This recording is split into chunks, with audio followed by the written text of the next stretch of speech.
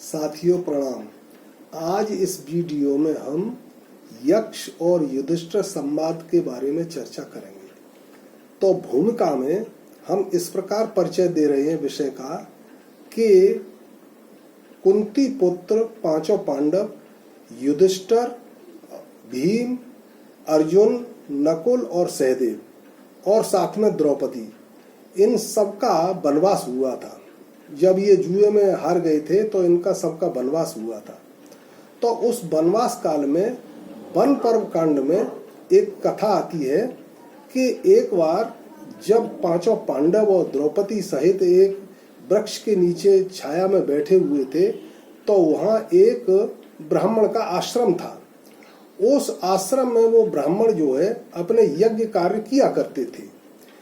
एक दिन एक उनकी कुटिया में हिरण आ गया और वो हिरण जो है उस कुटिया को उतेरने लगा और कुटिया में वो जो ब्राह्मण थे वो यज्ञाग्नि के लिए अरण्य मंथन की अरण्य की लकड़ी जो है उसमें लगा दिया करते थे बांसों में।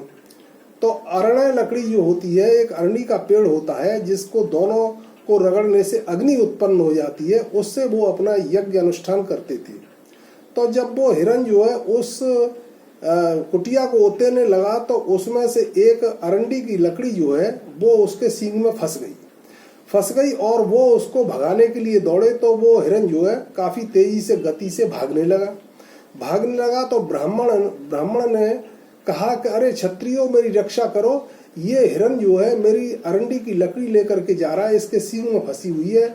अगर तुमने ऐसा नहीं किया तो मैं यज्ञ से वंचित हो जाऊंगा और मुझे बहुत पाप लगेगा, और क्षत्रियों का ये धर्म भी है कि वो ब्राह्मण की रक्षा करें। यह सोच करके वो पांचों पांडव जो है वो हिरण के पीछे भागने लगे, लेकिन हिरण बहुत गतिवान और बलशाली था। तो वो भागते भागते और वो नजरों से अदृश्य हो गया, उसे वो पकड़ नहीं पाए और उससे अरंडी की लकड़ी को भी नहीं ले पाए। जब भागते भागते काफी समय हो गया तो वो सब हार के थकचूर हुए और वो एक पेड़ की छांव में बैठ गए। उनको बहुत तेज प्यास लग रही थी। तो उन्होंने सबसे पहले नकुल से कहा कि नकुल जरा ऊपर चढ़ के तुम देखो कि यहाँ कोई पानी वाला वृक्ष तो नहीं है या पानी के पौधे तो नहीं है जहाँ जलाशय हो और वहाँ जलाशय से हम पानी मंगा सकें। तो नकुल ने ऊपर चढ़ कर के देखा कि एक वहाँ सरोवर में से आवाज आ रही है, पक्षियों की आवाज आ रही है और जो है पानी वाले वृक्ष भी खड़े हुए हैं। तो उसने कहा कि भ्रातश्री यहाँ पास में ही एक सरोवर है, ऐसा लगता है कि वहाँ पर पक्षियों की आवाजें आ रही हैं पानी पीने के लिए और जो है वहाँ जल वाले वृक्ष भी हैं। तो उन्होंने युधिष्ठिर ने नकुल से कहा कि नकुल तुम जाओ और खुद पानी पी आना और हम लोगों के लिए अपने तरकस में पानी भर के ले आना।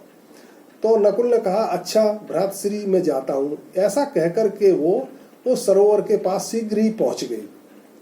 जब सरोवर के पास पहुंचे तो उन्हें बहुत तेज प्यास लग रही थी। उन्होंने सोचा कि पहले मैं पानी पी लूं, उसके बाद फिर मैं तरकस में भर के सभी भाइयों के लिए और द्रौपदी के लिए पानी ले जाऊंगा। यह सोच करके और जो है उन्होंने ज्यों ही पानी पीने के लिए हुए तो ऊपर से आकाशवाणी हुई। उस आकाशवाणी में कहा कि नकुल ठहरो, इस जल को तुम नहीं पी सकते हो, इस पर मेरा अधिकार है। अगर तुम मेरे प्रश्नों का उत्तर दे दोगे तो तुम इसमें से जल पी सकते हो, ऐसा मेरा नियम है। तो नकुल को बहुत तेज प्यास लग रही थी और उन्होंने उसकी बात अनसुनी करके और पानी पीने का निश्चय किया और वो बिना बात पर ध्यान दिए हुए जैसे ही उन्होंने पानी पिया वैसे ही वो मृत अवस्था में हो गए, मर गई वो जो है। तो इधर काफी देर हो गई तो युधिष्ठिर को चिंता हुई। युधिष्ठिर ने फिर जो है सहदेव से कहा कि सहदेव नकुल नहीं आया, काफी देर से पानी लेने के लिए गया हुआ है, जाओ तुम जा करके पानी भी ले आना और नकुल को भी ले आना। वो भी आज्ञा लेकर के वहां सरोवर के पास में पहुंचे तो उन्होंने देखा कि मेरा भाई मृत अवस्था में पड़ा हुआ है नकुल, लेकिन उनको इतनी प्यास लग रही थी सहदेव को कि उन्होंने कहा पहले मैं बाद में मैं ये बात देखूंगा, पहले मैं पानी पी लूं। तो जैसे ही वो सरोवर में से जल पीने के लिए हुए तभी फिर आकाशवाणी हुई। उन्होंने कहा कि ठहरो सहदेव, इस पानी पर, इस तालाब पर मेरा अधिकार है, और जो है तुम, यहाँ का नियम है कि तुम अगर मेरे प्रश्नों का उत्तर दे दोगे तो मैं जो है तुम्हें पानी पीने दूंगा, नहीं तो तुम्हारे भाई की तरह से तुम भी मर जाओगे। लेकिन सहदेव बहुत बलशाली थे और उन्होंने उस बात को नजरअंदाज करके पानी पीना प्रारंभ कर दिया। तो जैसे ही उन्होंने पानी पीने के लिए हुए, उन्होंने मुंह में लिया, वैसे ही सहदेव भी जो है वहां धराशायी हो गए और वो भी मृत हो गए। फिर इधर युधिष्ठिर को फिर चिंता हुई। उन्होंने अर्जुन से कहा कि अर्जुन तुम जाओ, देखो वहां दोनों तुम्हारे भाई नहीं आए हैं और हमें बहुत तेज प्यास लगी है, उन भाइयों को ले आना और तरकस में अपने में पानी भर लाना। तो अमित बलशाली अर्जुन जो है वो तरकस और अपना औजार लेकर के, अस्त्र लेकर के वहां पहुंचे। तो उन्होंने देखा कि मेरे दोनों भाई मरे हुए पड़े हैं। तो उन्होंने कहा कि मैं बाद में निपटूंगा किसी से जिसने इनको मारा है, पहले मैं पानी पी लूं, मुझे बहुत तेज प्यास लग रही है। तो जैसे ही अर्जुन ने पानी पीने का विचार किया और उन्होंने जैसे ही अपने हाथ में जल लिया, तो उनको भी आकाशवाणी हुई कि अर्जुन ठहरो, यह जैसा तुम्हारे इन भाइयों का हाल हुआ है वैसा ही तुम्हारा हो जाएगा अगर तुम मेरे प्रश्नों का उत्तर नहीं दोगे तो। यह मेरे सरोवर का नियम है, यह सरोवर मेरा ही है। तो अर्जुन बहुत ही बलिष्ठ और बलशाली थे। उन्होंने कहा कि तू जो भी है मेरे सामने आ और फिर मेरा सामना कर, तब मैं तेरे को बताऊंगा कि मैं कौन हूं और कितना मेरे में बल है। तो उन्होंने कहा कि वो ठीक है, लेकिन पहले तुम मेरे नियम का पालन करो, बिना नियम का पालन किए हुए अगर तुम जल पियोगे तो तुम ऐसे ही मर जाओगे।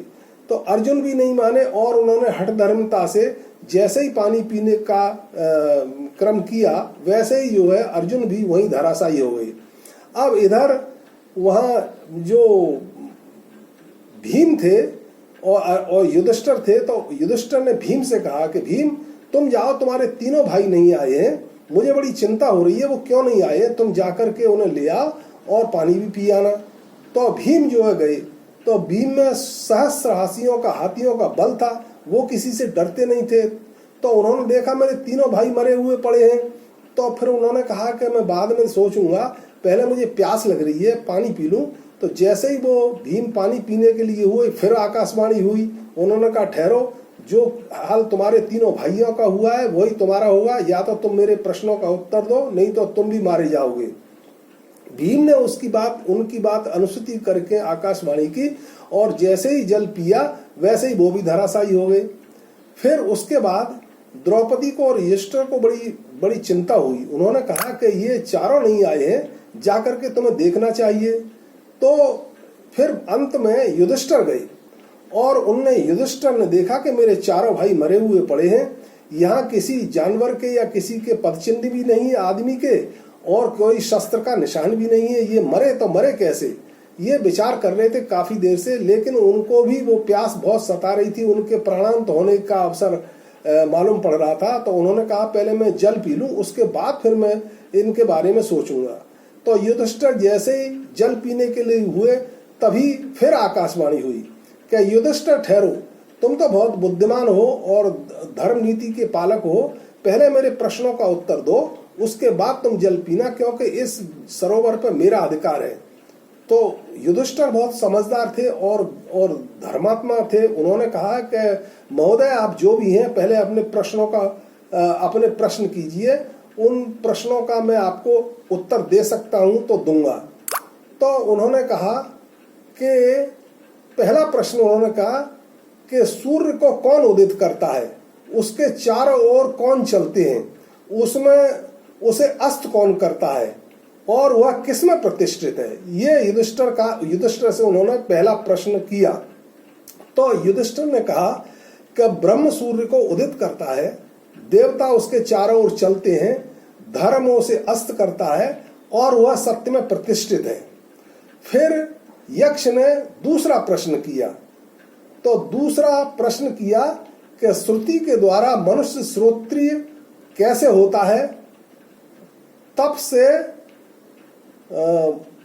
से क्या प्राप्त करता है, धृति से ब्रह्म ज्ञान से वो क्या पाता है और वृद्ध पुरुषों की सेवा से बुद्धिमान होता है। उन्होंने ऐसा दूसरा प्रश्न किया तो उन्होंने फिर उत्तर दिया कि श्रुति के द्वारा मनुष्य श्रोत्री होता है, तप के द्वारा मनुष्य मोक्ष को प्राप्त होता है, धृति के द्वारा वह ब्रह्म रूप होता है और वृद्ध पुरुषों की सेवा से बुद्धिमान होता है। ये उन्होंने उत्तर दिया। फिर वो तीसरा प्रश्न किया उसने कि ब्राह्मणों में देवत्व क्या है और सत्य पुरुषों का आचरण क्या है, मनुष्यता क्या है। ये प्रश्न उन्होंने किया। उन्होंने उत्तर दिया वेदों का स्वाध्याय ब्राह्मणों में देवत्व है, तप सत्पुरुषों का सा धर्म है और मरना मानुषी भाव है और निंदा करना असत्य पुरुषों का सा आचरण है। ये उत्तर दिया उन्होंने। फिर प्रश्न किया क्षत्रिय में देवत्व क्या है, उसमें सत्पुरुषों का सा धर्म क्या है, मनुष्यता क्या है और उसमें असुरता क्या है। तब फिर उत्तर दिया कि बाण विद्या क्षत्रियों का देवत्व है, यज्ञ उनका करना सत्पुरुषों का सा धर्म है, भय मानवी भाव है और दीनों की रक्षा न करना तथा ब्राह्मणों का अपमान करना असत पुरुषों का सा आचरण है। ये युधिष्ठिर ने उसका प्रश्न का उत्तर दिया।